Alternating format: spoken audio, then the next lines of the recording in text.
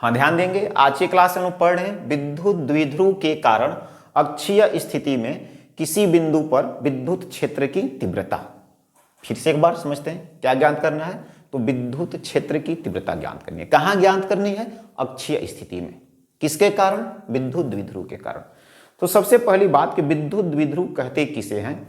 तो जब दो समान परिमाण के आवेश लिए जाएं किंतु उनकी प्रकृति विपरीत हो और वे दोनों आवेश एक दूसरे से अल्प दूरी पर स्थित हो, तो इस तरह के सिस्टम को विद्युत द्विध्रुव कहते हैं। एक बार फिर समझेंगे, जब कोई दो आवेश ले लिए जाए, चलिए यहां पर समझते हैं। दो आवेश लिए हैं, एक आवेश है, एक दूसरा आवेश रख लेते हैं यहां पर, दूसरा आवेश। दोनों आवेश परिमाण में बराबर हो, अर्थात ये भी Q है और ये भी Q है। दोनों की प्रकृति विपरीत होनी चाहिए। अगर ये माइनस है तो ये होना चाहिए प्लस। इन दोनों में से कोई एक प्लस और कोई एक माइनस। तो इस सिस्टम को हम लोग विद्युत द्विध्रुव कहते हैं। विद्युत द्विध्रुव किसे कहेंगे? तो जब दो विद्युत आवेश जो कि परिमाण में बराबर हो, अतः यानी कि यह Q है तो यह भी क्या होना चाहिए? Q ही होना चाहिए, लेकिन इनकी प्रकृति विपरीत होनी चाहिए। एक प्लस है तो दूसरा माइनस। इनके बीच की दूरी अल्प होनी चाहिए। हमने मान लिया कि इनके बीच की दूरी जो है 2L है, अर्थात यहां से यहां के बीच की दूरी 2L है। यह बिंदु A पर है, यह बिंदु B पर है। बीच की दूरी अल्प हो, इस पूरे सिस्टम को विद्युत द्विध्रुव कहते हैं। समझ गए होंगे विद्युत द्विध्रुव किसे कहेंगे? एक बार फिर से डिफिनीशन दे रहे हैं कि परिमाण में दो बराबर आवेश किंतु विपरीत प्रकृति के हों और उनके बीच की दूरी अल्प हो, तो इस निकाय को विद्युत द्विध्रुव कहते हैं। अब समझेंगे विद्युत द्विध्रुव के बाद अक्षीय स्थिति क्या होता है। तो जब इनके केंद्रों को आपस में मिलाया जाए, देखिए इनके केंद्रों को यदि हम आपस में मिलाते हैं तो इस तरह से या तो माइनस के तरफ या तो प्लस के तरफ कहीं भी अगर एक बिंदु लिया जाए तो वह बिंदु इसमें कहां होगा? अक्षीय स्थिति में कहलाता है। अक्षीय स्थिति कब होगी? तो जब आवेशों को मिलाने वाली रेखा पर कोई एक बिंदु स्थित किया जाए तो वह बिंदु अक्षीय स्थिति में कहलाता है। तो हमें इसी अक्षीय स्थिति में विद्युत क्षेत्र की तीव्रता ज्ञात करनी है। चलिए इसको हम लोग कंप्लीट करेंगे। तो यहां पर आप देख रहे हैं कि एक विद्युत द्विध्रुव लिया गया है AB। AB क्या है? विद्युत द्विध्रुव है, जिसके बिंदु A पर -Q आवेश है, बिंदु B पर +Q आवेश है और A तथा B के बीच की दूरी 2L है। इसका मध्य बिंदु, द्विध्रुव का मध्य बिंदु O है। O से A की दूरी L है तथा O से B की भी दूरी L है और O से R दूरी पर एक बिंदु P लिया गया है। O से R दूरी पर एक बिंदु P लिया गया है, जिस पर कि हमें विद्युत क्षेत्र की तीव्रता ज्ञात करनी है।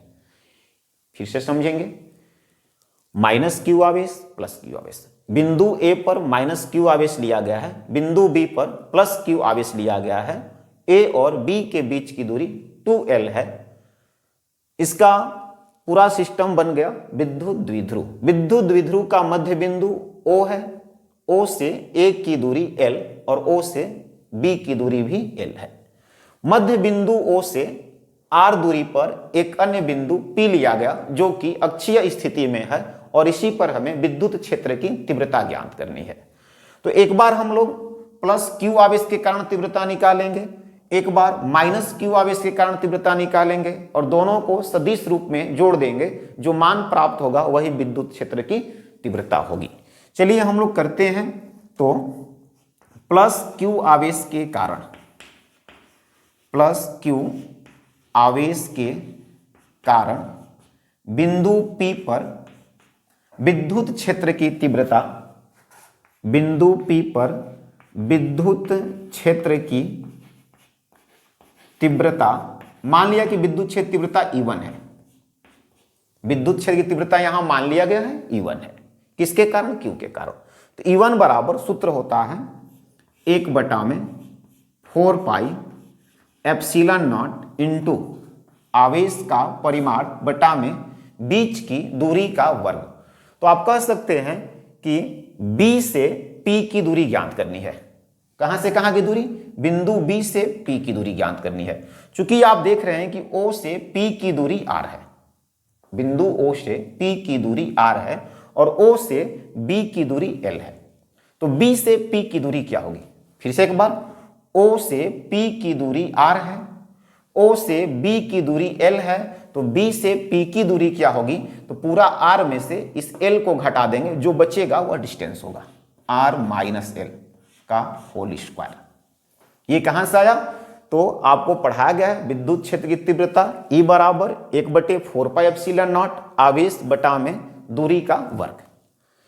चलिए अब फिर हम इस माइनस क्यू के कारण, माइनस क्यू के कारण बिंदु P पर विद्युत क्षेत्र की तीव्रता, और इसे हमने माना E2, तो E2 बराबर होगा 1/4πε0, आवेश का परिमाण वही Q है, लेकिन अब दूरी हम कहां से मापेंगे, माइनस Q से P के बीच की दूरी, अर्थात बिंदु A से P की दूरी।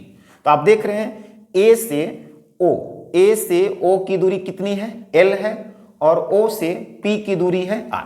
तो अगर A से O की दूरी L है और O से P की दूरी R है, तो A से P की कुल दूरी कितनी हो जाएगी, तो R और प्लस L, अर्थात R प्लस L का होल स्क्वायर। ये दो मान प्राप्त हो गए।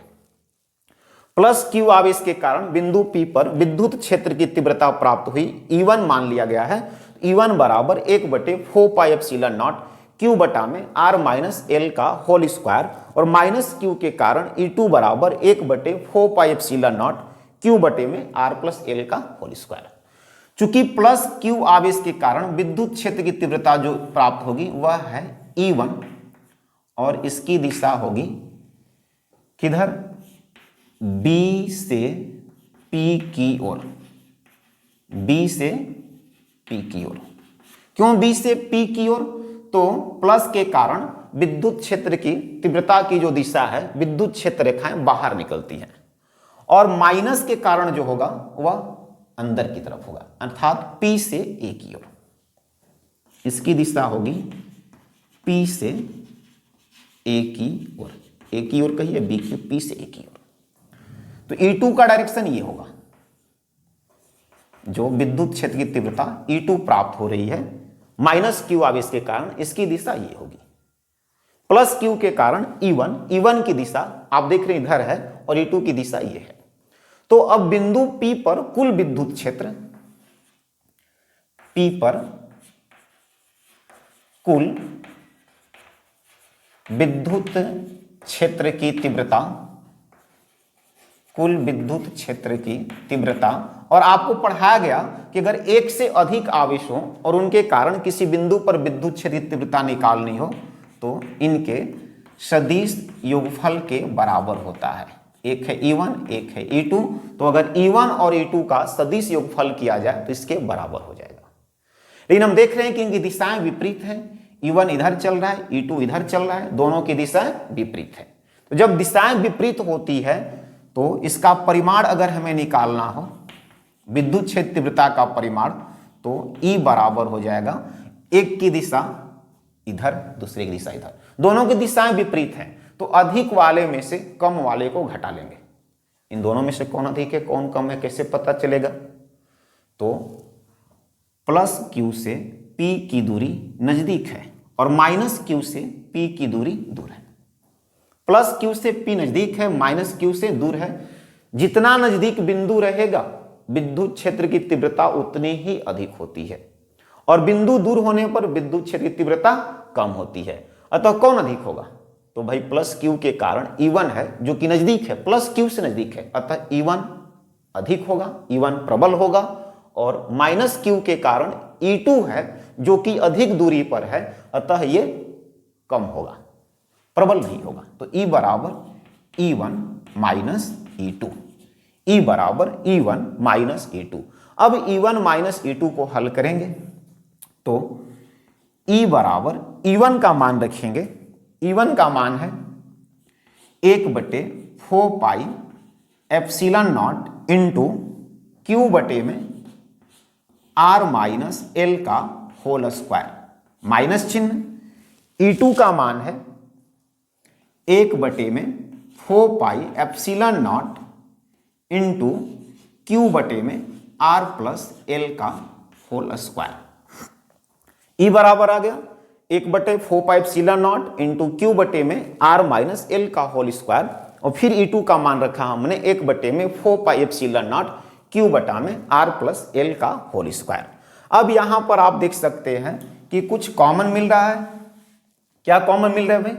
तो E इक्वल 1/4πε0 इंटू Q। 1/4πε0 दोनों में है, इसको हमने कॉमन किया। Q भी दोनों में है, Q को कॉमन किया, बाहर निकाले। अब यहां से शेषफल बच जाएगा 1/r माइनस L का होल स्क्वायर, माइनस यहां से 1/r प्लस L का होल स्क्वायर। ये शेष बच गया। E बराबर 1/4πε0 Q बटा में R माइनस L का होल स्क्वायर। ये E1 था, ये E2 है। E1 में से E2 को घटाना है, तो यहां से 1/4πε0 इंटू Q कॉमन लिया गया, यहां से शेष बचेगा जो कॉमन निकालने के बाद बच रहा है 1 में R माइनस L का होल स्क्वायर माइनस 1 में R प्लस L का होल स्क्वायर, या E बराबर 1/4πε0 इंटू Q। इसे हम लोग हल करेंगे। हल करने पर एलसीएम होगा R माइनस L का whole square into R plus L का होल स्क्वायर। भाई एलसीएम कैसे निकलता है? दोनों का गुणा कर दो, एलसीएम हो गया। अब यहां पर आएगा R प्लस L का whole square minus R minus L का होल स्क्वायर। अगर एलसीएम करने ना आए तो तिरछा क्रॉस मल्टीप्लिकेशन मेथड यूज करते हैं। क्रॉस मल्टीप्लिकेशन मेथड क्या है कि अंश का हर से गुणा, तो एक है अंश में और यहां हर में है R प्लस L का होल स्क्वायर, तो अंश का हर से गुणा माइनस चिन्ह, चूंकि यहां माइनस था तो माइनस चिन्ह, प्लस रहता तो प्लस चिन्ह, फिर अब इस अंश का इस हर से गुणा, तो एक का गुणा अगर R माइनस L के होल स्क्वायर से करें तो R माइनस L का होल स्क्वायर बटे में दोनों हर का गुणा। क्रॉस मल्टीप्लिकेशन कहते हैं। अगर एलसीएम निकालने ना आए तो फिर से अंश का हर से गुणा, जो भी चिन्ह हो प्लस या माइनस, माइनस है तो माइनस रखेंगे, फिर अंश का हर से गुणा बटे में दोनों हर का गुणा। अब इससे आगे हम लोग हल करते हैं।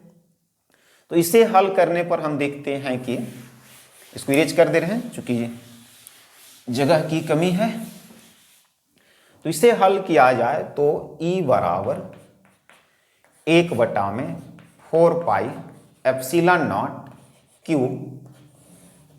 ये जो है R प्लस L का होल स्क्वायर हल करेंगे तो R square plus L square plus 2RL, minus चिन्ह यहां पर है R माइनस L का होल स्क्वायर, तो R square plus L square minus 2RL बटा में R माइनस L का होल स्क्वायर और R प्लस L का होल स्क्वायर है, इसको हमने लिखा एक ब्रैकेट में R माइनस L और R प्लस L का होल स्क्वायर। इसे कुछ इस तरह से लिख लिया गया है। तो एक E बराबर 1/4πε0 into Q R plus L का होल स्क्वायर हल किया गया, R square L square 2RL, minus चिन्ह रखा गया, R माइनस L का whole square R square plus L square minus 2RL। यहां पर R माइनस L का whole square into R plus L का होल स्क्वायर था, एक ब्रैकेट में R minus L R plus L का होल स्क्वायर। अब E बराबर 1/4πε0 into Q R square plus L square plus 2RL, इस ब्रैकेट से पहले माइनस चिन्ह है तो माइनस का सभी में गुणा होगा, तो माइनस का गुणा हुआ माइनस R स्क्वायर, माइनस का इसमें गुणा होगा माइनस L स्क्वायर, चूंकि पहले से माइनस है तो माइनस माइनस का गुणा प्लस होगा प्लस 2RL बटा में यहां देख रहे हैं R minus L R plus L, तो R माइनस L का गुणा यदि R प्लस L से किया जाए तो R square minus L square, और पूरे का होल स्क्वायर। यहाँ प्लस आर स्क्वायर से minus R square, L square से एल स्क्वायर कैंसिल हो जाएगा। तो अब ई बराबर 1/4 एप्सिलॉन नॉट इंटू क्यू, अंश में देख रहे हैं 2RL और 2RL, 2RL में 2RL जोड़ेंगे तो ये हो जाएगा 4RL बटा में, यहां पर देखिए R square minus L square है, R square minus L square. चूंकि आपको बताया था हमने कि द्विध्रुव में दोनों आवेशों के बीच की दूरी जो होती है बहुत ही अल्प होती है। 12 है, 12 बहुत कम था। जब 12 कम था तो L क्या होगा, और भी कम हो जाएगा, और L कम होगा तो L स्क्वायर का मान बिल्कुल ही कम होगा। अतः हम L स्क्वायर को नगण्य करेंगे तो L स्क्वायर को यहां से हटा दिया जाएगा, बचेगा कौन, R स्क्वायर। और चूंकि R स्क्वायर का पावर 2 होगा, R स्क्वायर का पावर 2, यहां पर R स्क्वायर का पावर 2 होगा। क्यों, तो यहां पर लिख दे रहे हैं कि चूंकि L square less than R square, less than R square. L square का मान R स्क्वायर की तुलना में बहुत ही कम है, 9 के बराबर है, तो L स्क्वायर को नगण्य मान लिया गया। अंश में 2RL और 2RL मिलकर के 4RL हो गए। यहां से L स्क्वायर को नगण्य किया गया तो बच गया R स्क्वायर का स्क्वायर। तो अब होगा E equal 1/4 epsilon not into देखिए यहां पर Q है और यहां R है, अंश में हर में R स्क्वायर का स्क्वायर, R स्क्वायर का स्क्वायर मतलब R का पावर 4, गुणा कर देंगे 4RL बटा में R का पावर 4, 4RL अपॉन R का पावर 4। चलिए फिर आगे ध्यान देते हैं इसमें।